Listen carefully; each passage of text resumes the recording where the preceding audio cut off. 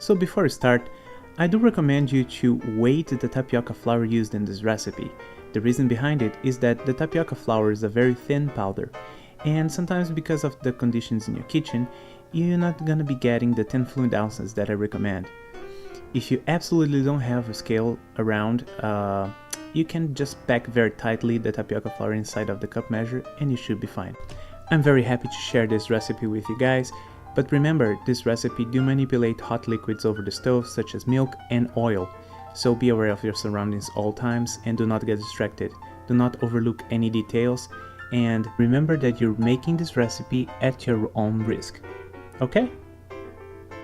In a 2 to 3 quart saucepan, place the milk, oil and salt, and heat it over medium heat until it's in a very low simmer, mixing every now and then.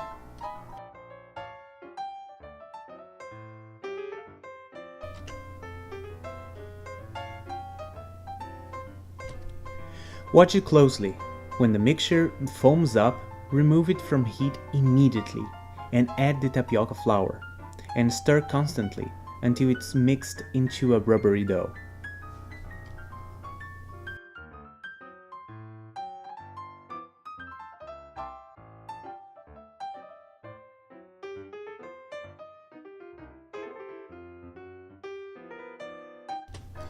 Put the dough in the mixing bowl and we're gonna let it cool for a little bit.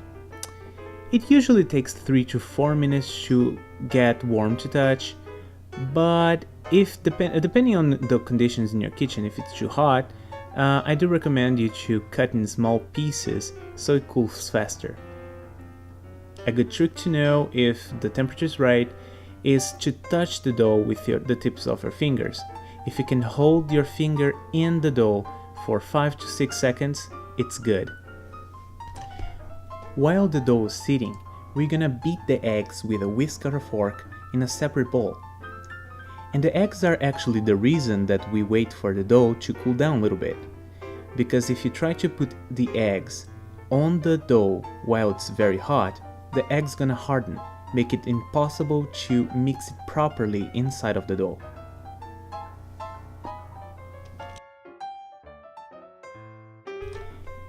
Add the eggs all at once, and before you start mixing, use your hands and squish it a little bit like I'm doing in the video, or use a wooden spoon and mix it for around 2 minutes.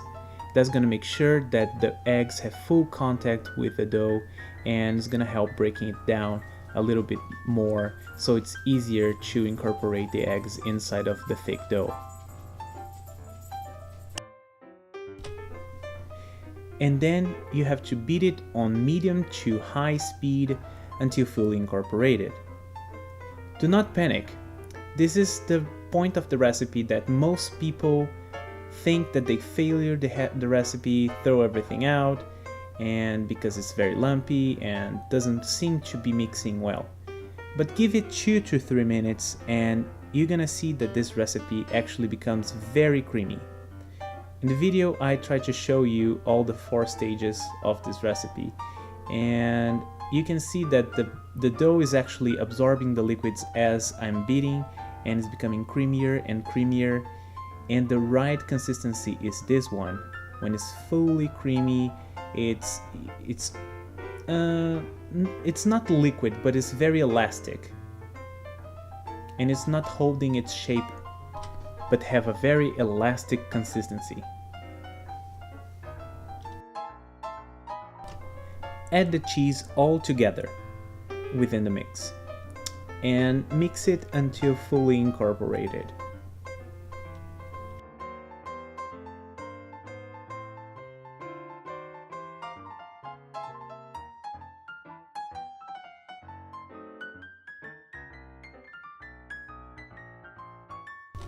At this point, I do recommend you to preheat your oven at 450 degrees Fahrenheit or 232 degrees Celsius.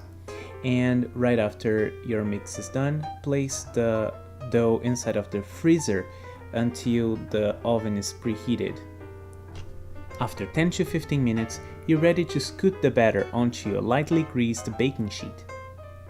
And I do recommend you to use the ice cream scoops that have a paddle, because it makes easier to manipulate the batter. As you can see, it's a very sticky batter.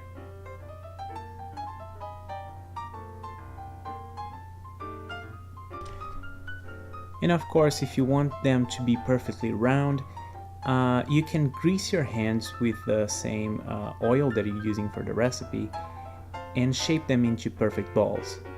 I didn't do that in the video because I usually don't do that. I kind of like the artisan look that just sculpting them with my fingers get. And also, this is the point of the recipe that I do recommend you to freeze it if you're going to save it for a later date. This recipe is supposed to be served fresh out of the oven, okay? And for the last step, you have to bake them for 15 to 20 minutes or until they are light brown on the top or around the bottoms of the buns. If you did freeze them, you only have to add 3 to 5 minutes to the baking time, but the same rules apply. After 15 minutes, you better watch your buns, because every oven is different.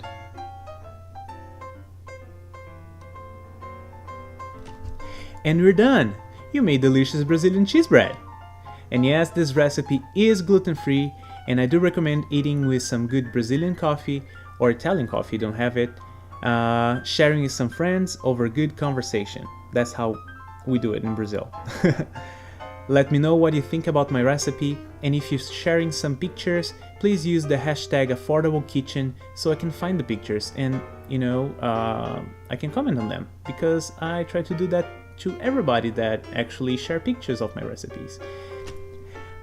I hope you guys enjoyed cooking with me. I certainly enjoyed cooking with you guys. Next week, I'm gonna be bringing my favorite recipe for banana and berries paleo tart. Yes, paleo as in the paleo diet. It's raw, so it's very easy to make and is welcome everywhere because can be turned into a vegan recipe very, very easily. I hope you guys are having a wonderful, wonderful Friday and have a wonderful weekend, and I'll see you next week.